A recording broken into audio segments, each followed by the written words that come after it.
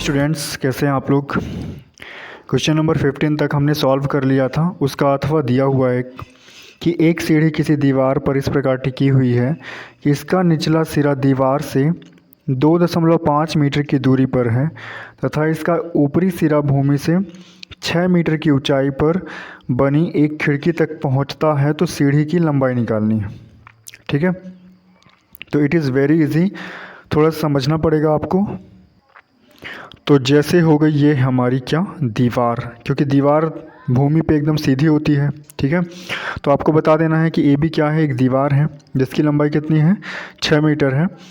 और ये हो गई सीढ़ी, कहाँ तक पहुँचती है, दीवार पे एक खिड़की है वहाँ तक। मान लो खिड़की यहाँ पे है, ए सी एक सीढ़ी है और बी से सी की जो दूरी है कितनी है, 2.5। ये सिरा है, नीचे वाला सिरा है सीढ़ी का, 2.5 मीटर की दूरी पर है।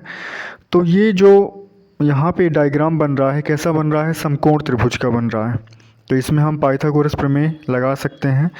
तो समकोण त्रिभुज ए बी सी में पाइथागोरस प्रमेय से ए सी का स्क्वायर बराबर हो जाएगा ए बी का स्क्वायर प्लस बी सी का स्क्वायर। तो ए बी का मान हमको पता है 6, तो 6 का वर्ग धन बी सी का मान पता है 2.5 का वर्ग, तो कितना आ जाएगा 6.25। ये दोनों को आप जोड़ देंगे तो मिलेगा 42.25। ए सी बराबर निकलेगा, इसका स्क्वायर रूट हो जाएगा, मतलब वर्गमूल निकालना पड़ेगा। ठीक है, तो 42.25 को लिख सकते हैं 4225/100 ऐसे।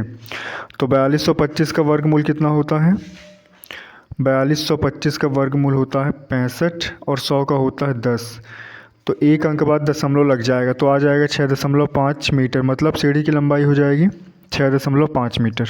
ओके, नंबर 16 में बोल रहा है कि दो समरूप त्रिभुज ए बी सी और त्रिभुज डी ई एफ में यदि कोण ए बराबर 47 है और कोण ई 83 है, तो कोण सी का मान निकालना है। ठीक है, तो सबसे पहले आपको इस तरह से समरूप त्रिभुज बना लेना है, त्रिभुज ए बी सी और त्रिभुज डी ई एफ।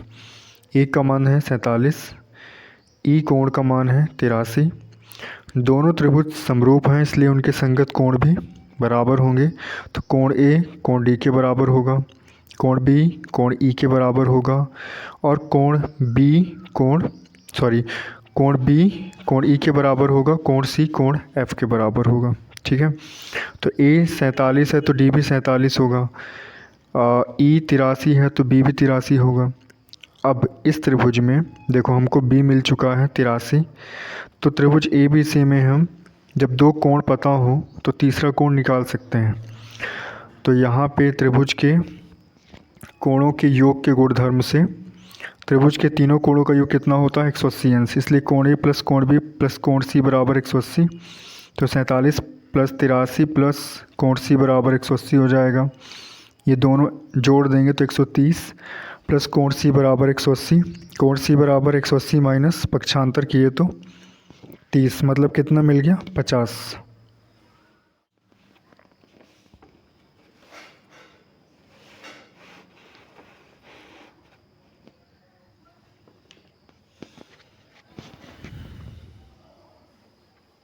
नंबर 16 का अथवा बोल रहा है कि मान लीजिए त्रिभुज ए बी सी समरूप है त्रिभुज डी ई एफ के, और उनके क्षेत्रफल दे दिया है 64 वर्ग सेंटीमीटर और 121 वर्ग सेंटीमीटर।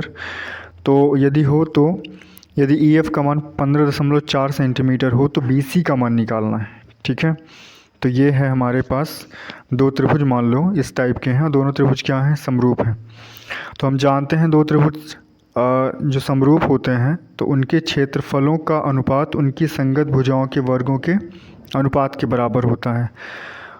ठीक है, तो हम क्या कर सकते हैं, ऐसा लिख सकते हैं, देखिए ए बी की संगत भुजा होगी डी, बी सी की संगत भुजा ई एफ, ए सी की संगत भुजा एफ डी या डी एफ। ठीक है, तो इसे ऐसा किया जा सकता है, ये दोनों त्रिभुज समरूप हैं तो क्षेत्रफल जो होगा ए बी सी का और क्षेत्रफल डी एफ का अनुपात संगत भुजा यहाँ पे बी सी और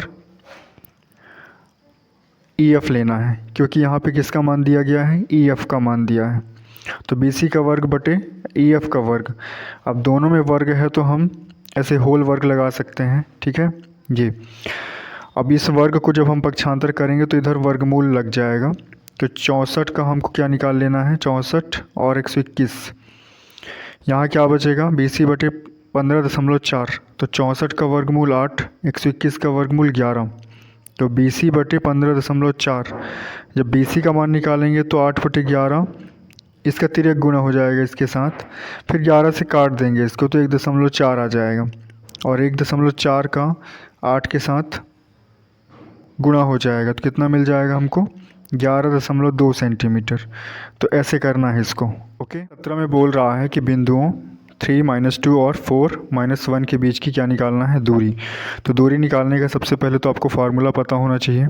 क्या होता है फार्मूला, x2 - x1 का होल वर्ग प्लस y2 - y1 का होल वर्ग, फिर यहाँ पे वर्गमूल का निशान। ठीक है, तो सबसे पहले आपको बता देना है कि कौन से बिंदु आपके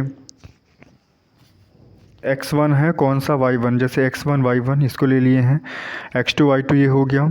फिर इस दूरी के सूत्र में वो मान रख देना है।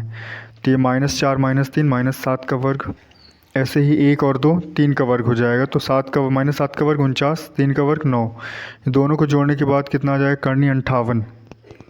ठीक है, तो ये आंसर हो जाएगा। अब इसी का अथवा दिया हुआ है कि त्रिभुज का हमको क्या निकालना है, त्रिभुज का केंद्र ज्ञात कीजिए जिसके शीर्ष हैं 1 4 -1 1 -1 -1 और 3 -2। तो इसको कैसे करना है,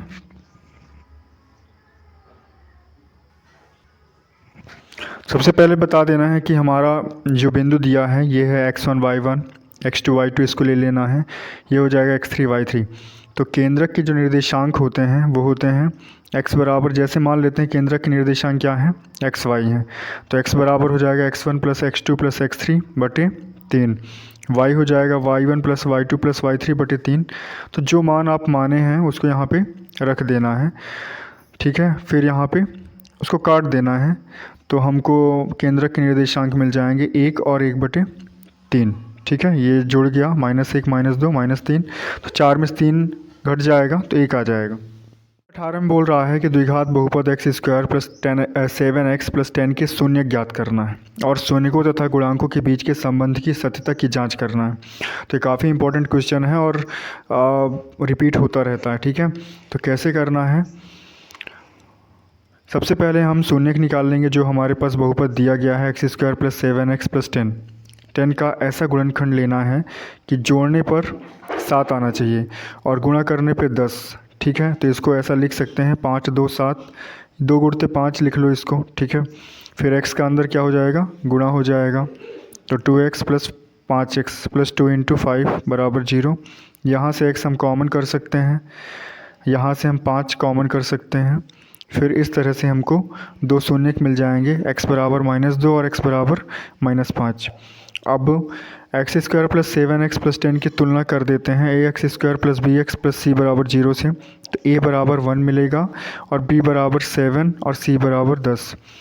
संबंध क्या होता है, प्रथम संबंध होता है शून्यकों का योगफल बराबर होता है -b/a। तो शून्यक हमको क्या क्या मिले हैं, -2 और -5, तो -2 में -5 जोड़ना है। इधर b का मान कितना मिला है, 7 मिला है।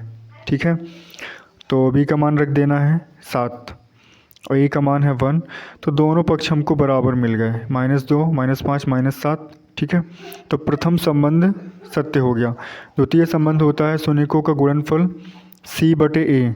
तो गुणा करते हैं, दोनों शून्यक जो निकले थे, -2 गुणते -5 10 मिला, c का मान इधर 10, a का मान है 1, तो ये पक्ष भी हमारा बराबर हो गया, मतलब हमारे दोनों संबंध सत्य हो गए।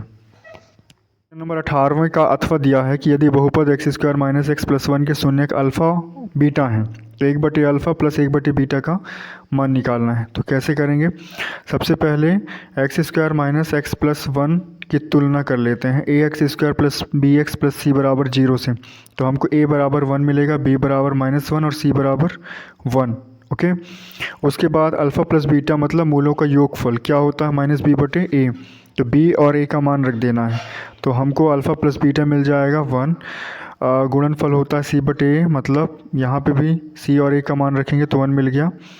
अब 1/α + 1/बीटा इसका मान निकालना है। ठीक है, तो यदि हम अल्फ़ा और बीटा का लघुत्तम लें तो अल्फ़ा × बीटा अल्फ़ा से अल्फ़ा कट जाएगा, यहाँ पे बीटा मिल जाएगा, प्लस बीटा से बीटा कट जाएगा, अल्फ़ा बचेगा तो अल्फ़ा का गुणा किए तो अल्फ़ा आ गया। इसको ऐसा भी लिख सकते हैं अल्फ़ा प्लस बीटा।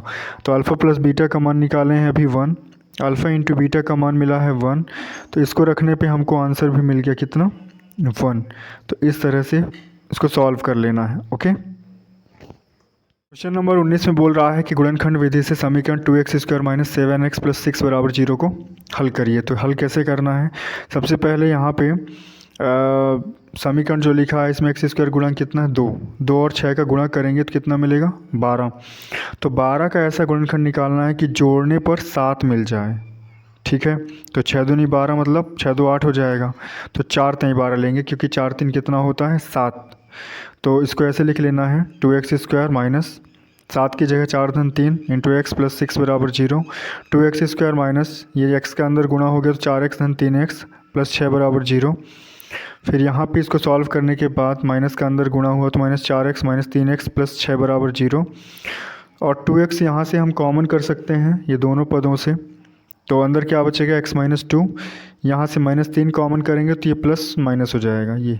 ठीक है, यहाँ पे x माइनस 2 बराबर 0 और दोनों पदों को अलग अलग शून्य के बराबर कर देंगे, मतलब x माइनस 2 2x माइनस 3, क्योंकि यहाँ पे दोनों में x माइनस 2 कॉमन था तो अंदर क्या बचेगा 2x माइनस 3 और दोनों पदों को अलग अलग शून्य के बराबर करने पर यहाँ से x बराबर 2 और यहाँ से 2x बराबर 3, x बराबर 3/2। इस तरह से इसको सॉल्व करना है। प्रश्न क्रमांक 19 का अथवा बोल रहा था कि दो क्रमागत धनात्मक पूर्णांक ज्ञात करना है जिनके वर्गों का योग 365 है। तो मान लेते हैं कि दो क्रमागत धनात्मक पूर्णांक x और x प्लस 1 है। प्रश्नानुसार उनके वर्गों का योग 365 है, इसलिए ऐसे करना है। ठीक है, तो इसका प्रसार कर देना है प्लस बी का होल स्क्वायर जो होता है। ठीक है, क्या होता है a² plus 2ab plus b²। अब उसके बाद x² जुड़ जाएगा तो 2x² 2x प्लस 1, 365 का पक्षांतर कर दिए तो इतना आ गया, घट जाएगा तो माइनस 364। अब 2 हम कॉमन कर सकते हैं क्योंकि 2 का भाग इसमें चला जाएगा ये, तो अंदर क्या बचेगा x² प्लस x माइनस 182, ये 2 जीरो के बटे में जाएगा तो 0 हो जाएगा। अब 182 का ऐसा गुणनखंड निकालना है कि घटाने पर 1 आना चाहिए। तो 14 में 13 का गुणा करेंगे तो 182 मिलेगा और घटाने पर 1। ठीक है, तो x का अंदर फिर गुणा कर देना है ऐसे, माइनस 182 बराबर 4 मतलब 0। फिर x यहाँ से हम कॉमन कर सकते हैं तो x प्लस 14 माइनस 13, यहाँ पे x प्लस 14 आ जाएगा बराबर 0। x प्लस 14 बराबर 0, x माइनस 13 बराबर 0, तो यहाँ से हमको 2 मान इस तरह से मिल जाते हैं। तो प्रश्न में बोल रहा धनात्मक पूर्णांक है, इसलिए ये वाला तो होगा नहीं। क्या होगा हमारा पहला पूर्णांक 13, और इस तरह से दूसरा निकल जाएगा x प्लस 1 करके, तो 13 धन 1 14। ओके।